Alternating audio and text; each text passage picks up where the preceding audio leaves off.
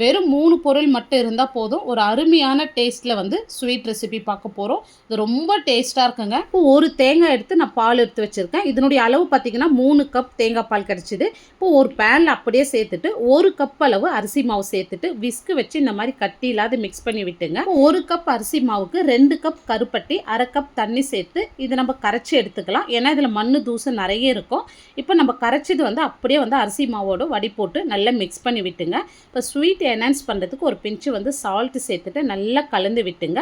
இப்போ நம்ம stove on பண்ணிடலாம். ஸ்டவ் ஆன் பண்ணிவிட்டு இந்த ஸ்டேஜ் வர வரைக்கும் கொஞ்சம் கைவிடாத மிக்ஸ் பண்ணி விடுங்க, மீடியம் ஃப்ளேம்லேயே. இப்போ இந்த அளவுக்கு வந்த பிறகு இப்போ நம்ம பொடியாக நறுக்குன முந்திரி பருப்பு சேர்த்துட்டு நல்லா கலந்து விட்டுங்க. இப்போ இதில் ஒரு சொட்டு கூட நெய், எண்ணெய் எதுவுமே சேர்க்கல.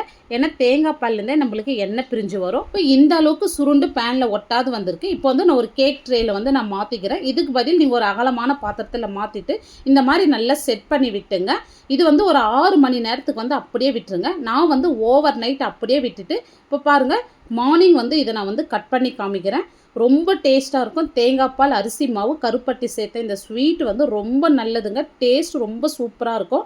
இந்த வீடியோ டீட்டெயிலாக பார்க்கணுன்னா கீழே இருக்கிற ப்ளே பட்டனை கிளிக் பண்ணி பாருங்கள். இந்த வீடியோ பிடிச்சிருந்தால் லைக் பண்ணிட்டு சப்ஸ்கிரைப் பண்ணிடுங்க.